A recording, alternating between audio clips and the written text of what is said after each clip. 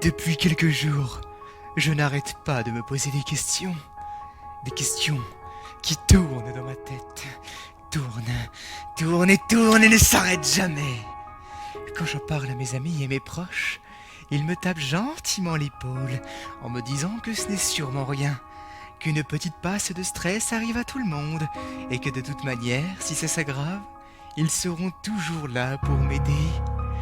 J'ai du mal à y croire. C'est pour ça que j'ai commencé à écrire dans ce carnet. Comme ça, plus personne ne doutera de moi. Du moins je l'espère. Mais ces derniers temps, tout devient plus flou. N'avez-vous jamais senti le besoin de parler alors que vous étiez seul? Cette sensation d'être suivi, se retourner et ne rien voir. Ou alors poser un objet quelque part, tourner le dos et ne plus le retrouver. Moi si, chaque jour, ils me prennent pour un fou. Je n'en suis pas un. Non, je le jure. Je suis pas un putain de taré. Aujourd'hui encore, j'ai ressenti cette envie de fuir à l'autre bout de la pièce.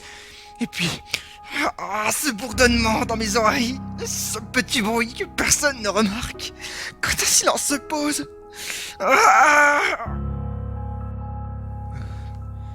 votre avis, la peur du noir, d'où vient-elle? Et le bruit qui court qu'un monstre rôde sous votre lit, ce n'est pas qu'une invention des parents, j'en suis sûr maintenant. C'est eux. Ils s'entrent dans votre conscient pour remuer le peu de lucidité qu'il vous reste.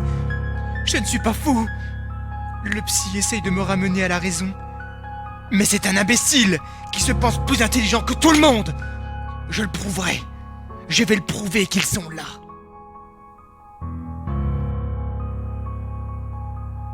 La semaine dernière, j'avais posé ma fourchette à droite de mon assiette. Je suis allé chercher mes pâtes et quand je suis revenu, elle était à gauche. Et j'en suis sûr. Enfin, j'en étais sûr. Maintenant, je continue à me poser des questions. J'ai de plus en plus l'impression d'être observé. Mais rapidement, c'est assez bref. Comme un courant d'air froid. Cette fois, c'est vrai, putain. Avant hier, j'ai regardé la télé et elle s'est mise à grésiller. On n'allait pas me dire que ce n'est rien, c'est beaucoup. Les voisins m'ont dit que c'était dû au temps. Je suis pas idiot, non. Je le sais, moi, quand c'est étrange. Et puis hier, oh tiens, en y repensant, j'étais dans mon canapé et j'ai fermé les yeux quelques instants. Mais j'avais l'horrible impression que quelqu'un était penché au-dessus de mon visage et je pouvais presque sentir son souffle froid sur ma peau. Mais quand j'ai ouvert les yeux, rien. Maintenant, je ne dors plus. Je ne sors presque plus. J'ai peur. Enfin, je crois. Je sais plus. Je sais pas, putain. Et puis pourquoi j'écris dans cette merde de cahier? Il faut qu'il me croie. Il faut que vous me croyiez. Mais qui ça, bordel? Je deviens fou. Ils me rendent fou. Il est 4h25 du matin.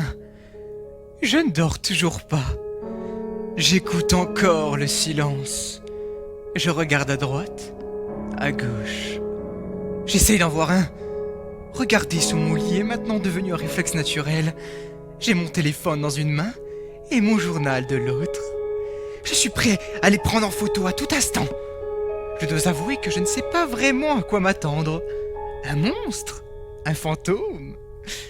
J'ai peur. Enfin, je crois. D'habitude, je ne crois pas aux histoires d'esprit et au paranormal. Je suis quelqu'un de réaliste. Mais, il faut se l'avouer, ce ne sont pas juste des putains d'histoires. C'est réel. Je crois qu'il faut que je décrive où je suis. Alors je suis donc dans mon salon. Ça fait 3 piges que j'attends sur mon canapé. Oui, ce soir, je suis un peu plus à l'affût. Pourquoi, vous me diriez? Eh ben, j'en sais rien. J'ai une boule au ventre depuis que je me suis levé ce matin. Et elle ne m'a pas quitté. La peur est venue à son tour. Donc me voilà, à attendre je sais quoi. Putain, si ça se fait, je suis vraiment un taré.